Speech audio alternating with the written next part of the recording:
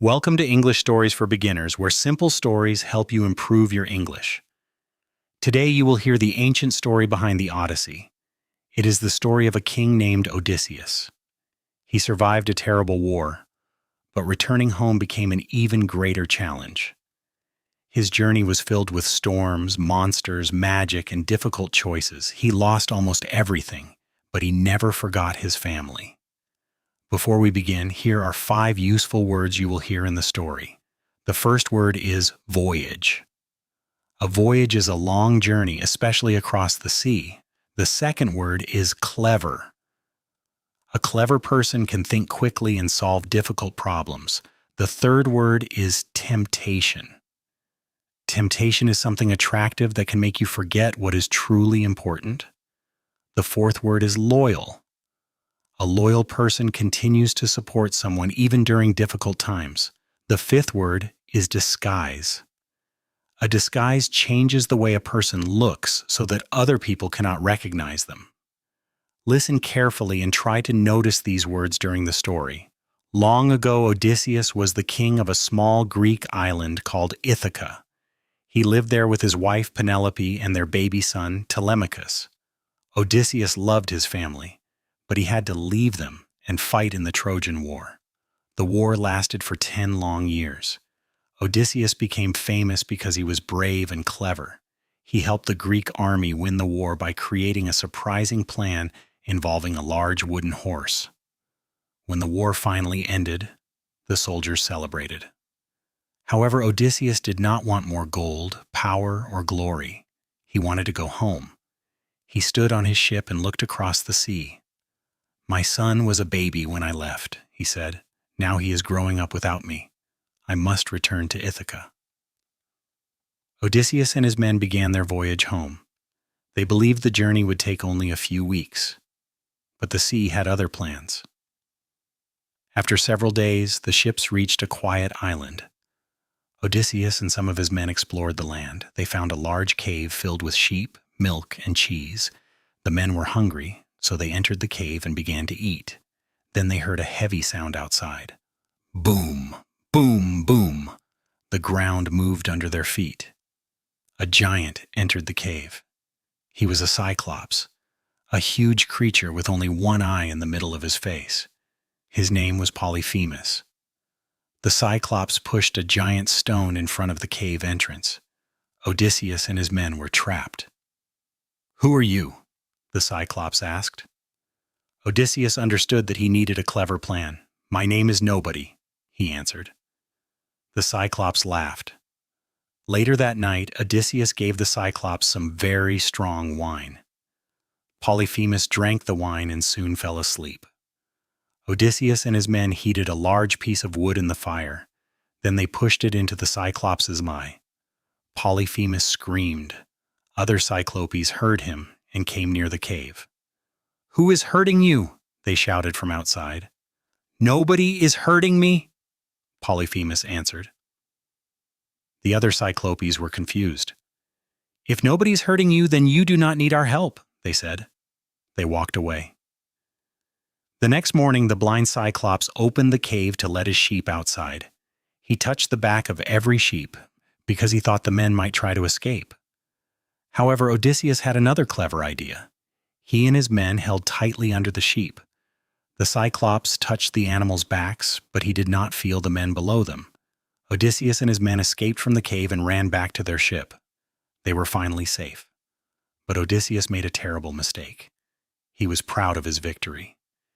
As the ship moved away from the island, he shouted, "Cyclops, remember my name! I am Odysseus, king of Ithaca."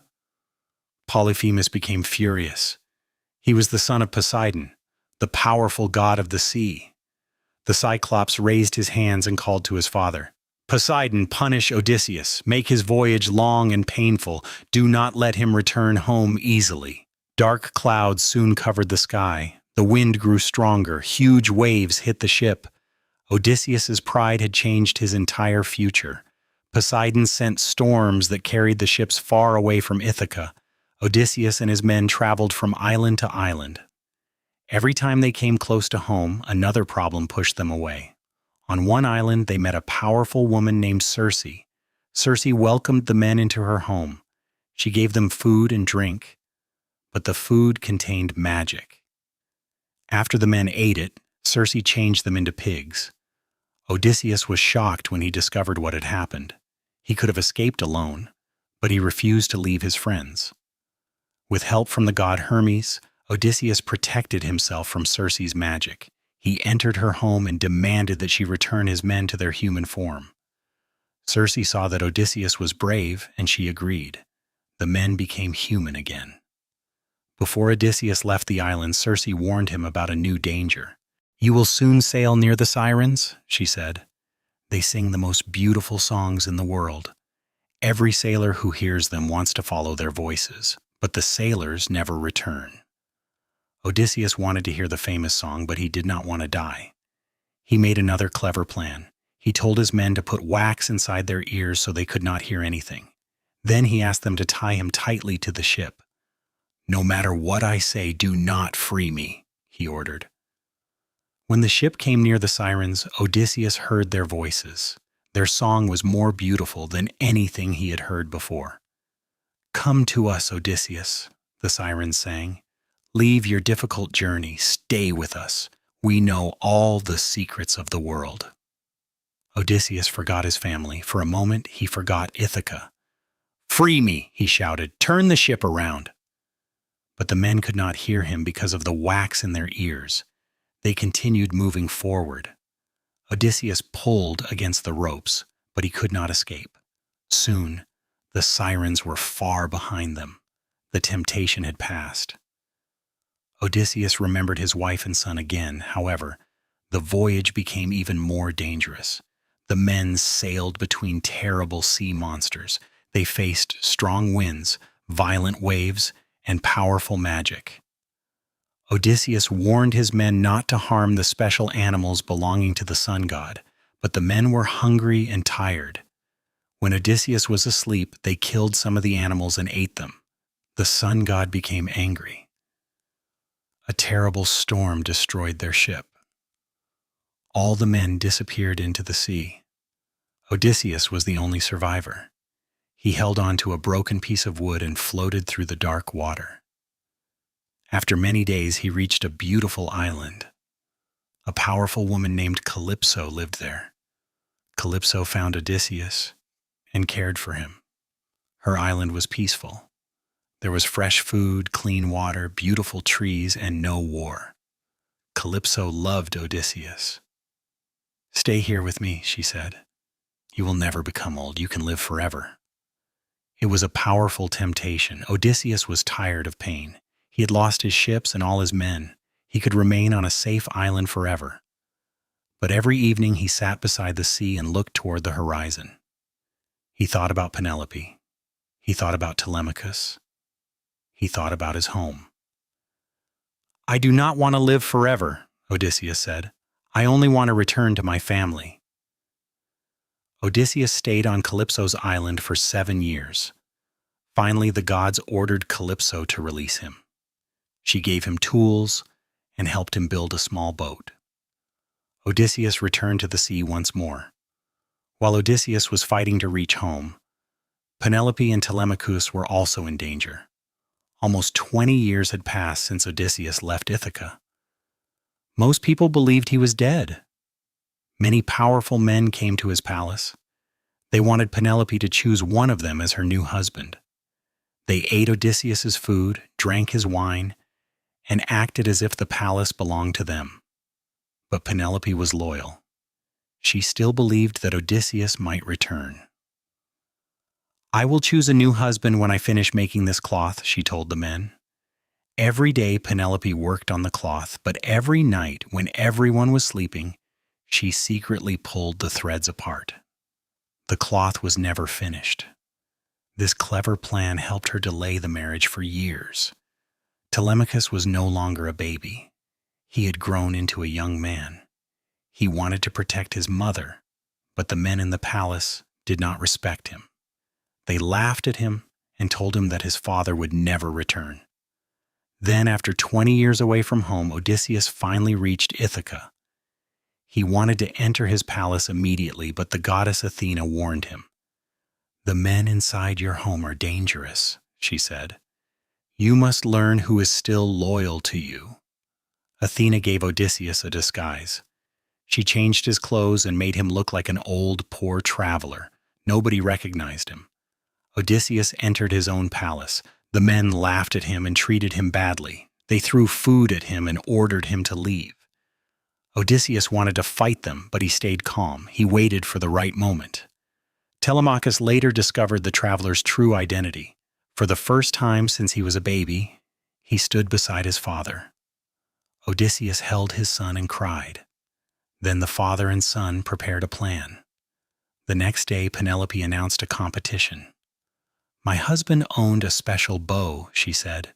"The man who can use this bow and shoot an arrow through 12 small openings will become my husband."